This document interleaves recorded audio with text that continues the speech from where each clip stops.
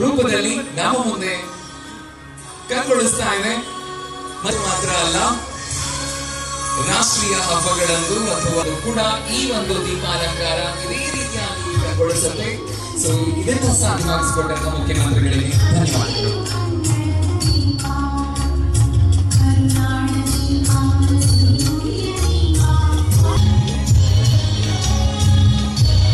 ಅಷ್ಟು ರಂಗುಗಳು ಶಾಶ್ವತವಾಗಿ ಏನು ಹೆಚ್ಚಿಸತ್ವೆ.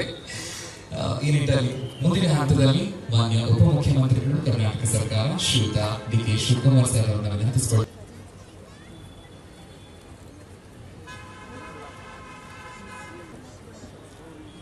ನಮ್ಮ ಬೆಂಗಳೂರು ನಗರದಲ್ಲಿ ಸುಮಾರು ಒಂದು 40 ಜಾಗಗಳನ್ನು ಹುಡುಕಿದ್ದೇನೆ. ಎಲ್ಲ ಕಡೆಯೂ ಕೂಡ ಈಗಾಗಲೇ ದೀಪಾಲಂಕಾರಕ್ಕೆ ಟೆಂಡರ್ ಕರೆದಿದ್ದೇನೆ. ನೀವು ಇದಕ್ಕೆ ಮುಂದಾಗಬೇಕು ಅಂತ ಹೇಳಿ ಸಲಹೆ ಕೊಟ್ಟಾಗ ಎರಡೇ ಮಾತಿನಲ್ಲಿ ಇಲ್ಲಿ ಮತ್ತು ಸುವರ್ಣಸೌಧ ಮತ್ತು ವಿಕಾಸಸೌಧದಲ್ಲಿ 3 ಕಡೆ ಕೂಡ ಮಾಡಲಿಕ್ಕೆ ಮುಂದಾಗಿ ಯಶಸ್ಸನ್ನು ಮಾಡಿದ್ದಾರೆ. ಸೊ ನಮ್ಮ ಸರ್ಕಾರದ ಪರವಾಗಿ ಅವರಿಗೆ ಅಭಿನಂದನೆ ಸಲ್ಲಿಸಲಿಕ್ಕೆ ನಾನು ಬಯಸ್ತಾ ಇದ್ದೇನೆ. ಮತ್ತು ಇವತ್ತು ನಾನು ಸಹಜವಾಗಿ ತಿಳಿಸೋದಿಷ್ಟೇ, ಈಗಾಗಲೇ ನಾವು ಮೆಟ್ರೋ ಪಿಲ್ಲರ್ಗಳು ಮತ್ತು ಬೆಂಗಳೂರು ನಗರದಲ್ಲಿರುವಂಥ ಎಲ್ಲ ನಮ್ಮ ಖಾಸಗಿ ಐತಿಹಾಸಿಕವಾದಂಥ ಹೆರಿಟೇಜ್ ಬಿಲ್ಡಿಂಗ್ಗಳನ್ನು ನಾವು ಗುರುಸಿ ಟೆಂಡರ್ ಕೂಡ ಕರೆದಿದ್ದೇವೆ. ಬಹುಶಃ ಒಂದು ದೊಡ್ಡ ಮಟ್ಟದ ಆಕರ್ಷಕವಾದಂಥ ಯೋಜನೆಯನ್ನು ಈ ಬೆಂಗಳೂರಿಗೆ, ಬ್ರ್ಯಾಂಡ್ ಬೆಂಗಳೂರಿಗೆ ಒಂದು ಹೊಸ ರೂಪವನ್ನು ಕೊಡಲಿಕ್ಕೆ ಹೊರಟಿದ್ದೇವೆ. ಬಹುಶಃ ಸದ್ಯದಲ್ಲೇ ಇದೇ ರೀತಿ ಅದು ಪ್ರಾರಂಭ ಆಗಲಿಕ್ಕೆ ಎಲ್ಲ ವ್ಯವಸ್ಥೆ ಕೂಡ ನಾವು ಮಾಡಿಕೊಂಡಿದ್ದೇವೆ. ನಮ್ಮ ಕಾಲದಲ್ಲಿ ಒಂದು ದಾಖಲೆಯನ್ನು ಹಾಕಬೇಕು ಅನ್ನೋ ದೃಷ್ಟಿಯಿಂದ ಈಗಾಗಲೇ ಸ್ಪೀಕರ್ ಅವರು ಜವಾಬ್ದಾರಿ ತೆಗೆದುಕೊಂಡ ಮೇಲೆ ವಿಕಾಸಸೌಧ ಇರ್ಬೋದು, ಸುವರ್ಣಸೌಧ ಇರ್ಬೋದು, ವಿಧಾನಸೌಧ ಇರ್ಬೋದು, ಹಿಂದೆ ಕೂಡ ಕೃಷ್ಣ ಅವರ ಗೌರ್ಮೆಂಟ್ ಇದ್ದಾಗ ಈ ವಿಕಾಸಸೌಧ ಕಟ್ಟಲಿಕ್ಕೆ ನಾವೇ ಆಗುವತ್ತು ಪ್ರೇರಣೆ ನೀಡಿ ಒಂದು ಧೈರ್ಯ ತುಂಬಿ ಆ ಕೆಲಸ ನಾವು ಮಾಡಿದೆವು. ಅದಾದಮೇಲೆ ಉದ್ಯೋಗ ಸೌಧ ಕೂಡ ಅದೇ ರೀತಿ ಪ್ರಾರಂಭ ಆಯಿತು. ಇದಕ್ಕಿಂತ ಮುಂಚಿತವಾಗಿ ರಾಜೀವ್ ಗಾಂಧಿ ಅವರು ಇಲ್ಲಿಗೆ ಸಾರ್ಕ್ ಸಮಾವೇಶಕ್ಕೆ ಬಂದಾಗ ಈ JPO ಆಫೀಸ್ ಕಟ್ಟಬೇಕಂತ ಬಂದಾಗ ಅವರು ಆಸ್ತಿ ಫಂಡ್ಸ್ ಇದ್ರು, ಆ ಕಮಿಟಿಲಿ ಅವರು ಮಾರ್ಗದರ್ಶನ ಕೊಟ್ಟರು. ಈ ವಿಧಾನಸೌಧದ ಏನು ಆರ್ಕಿಟೆಕ್ಚರ್ ಇದೆ ಅದಕ್ಕೆ ಪೂರಕವಾಗಿ ಕೊಡಿ ಅಂತೇಳಿ ಅವತ್ತು ಅವ್ರಿಗೆ ಸಲಹೆ ಕೊಟ್ಟಿದ್ದು ನಮಗೆಲ್ಲ ನೆನಪಿದೆ.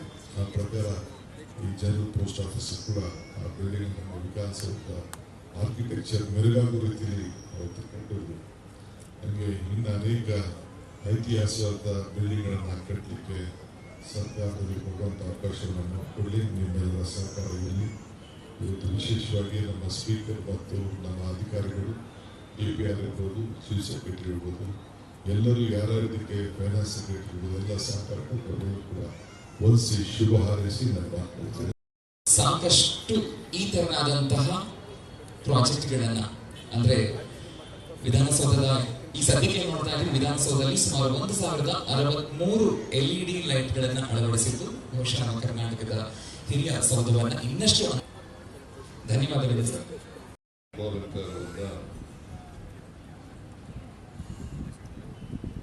ಅತ್ಯಂತ ಸಂತೋಷದಿಂದ ಲೋಕಾರ್ಪಣೆಯನ್ನು ನೋಡಿದೆ.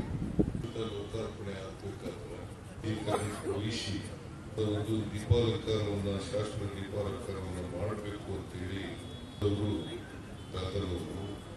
ಸರ್ಕಾರದ ವತಿಯಿಂದ ಸಂದರ್ಭದಲ್ಲಿ ಗೀತ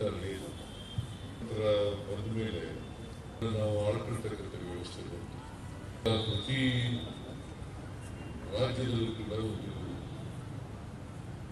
ವಿಧಾನಸೌಧ ಇದ್ದರೆ ದೇಶದಲ್ಲೂ ಕೂಡ ಅದು ಪಾರ್ಲಿಮೆಂಟ್ ಇರಬಹುದು, ಪಾರ್ಲಿಮೆಂಟ್ ಇರಬಹುದು, ಸಮಸ್ಯೆಗಳನ್ನು ಚರ್ಚೆ ಮಾಡಬೇಕಾದ ಪ್ರತಿನಿಧಿಗಳು ಸದಸ್ಯರಿರ್ಬೋದು, ಸಭೆ ವಿಧಾನ ಪರಿಷತ್ನ ಸದಸ್ಯರಿರ್ಬೋದು, ಒಂದು ಕಡೆ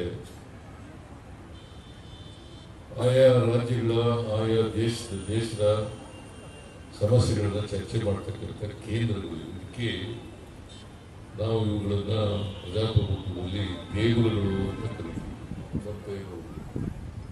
ಕೆಲಸ ದೇವರ ಕೆಲಸ. ಜನರು ಚುನಾಯಿತ ಪ್ರತಿನಿಧಿಗಳು ಕೂಡ ಅರ್ಥ ಮಾಡ್ಕೊಳ್ತಾರೆ. ಕೆಲಸವನ್ನ ಮಾಡಬೇಕು. ಸಮಾಜದ ಕಟ್ಟಕಡೆಯ ಮನುಷ್ಯ ಇದ್ದಾನೆ, ಕಟ್ಟಕಡೆಯ ಮನುಷ್ಯನೂ ಕೂಡ ಸ್ವಾತಂತ್ರ್ಯ ಲಭಿಸಿದೆ ಅಂತಕ್ಕಂಥ ಭಾವನೆ ಬರಬೇಕು. ಕೂಡ ಸಮಾನವಾದಂಥ ಅವಕಾಶಗಳನ್ನು ಕಲ್ಪಿಸ್ಕೊಳ್ಬೇಕು. ಮಾತ್ರ ಸಮಾಜದ ಕಟ್ಟಕಡೆಯ ಮನುಷ್ಯನೂ ಕೂಡ ನೆಮ್ಮದಿಯಿಂದ, ತೃಪ್ತಿಯಿಂದ, ಸಂತೋಷದಿಂದ ಇರಲಿಕ್ಕೆ ಸಾಧ್ಯ.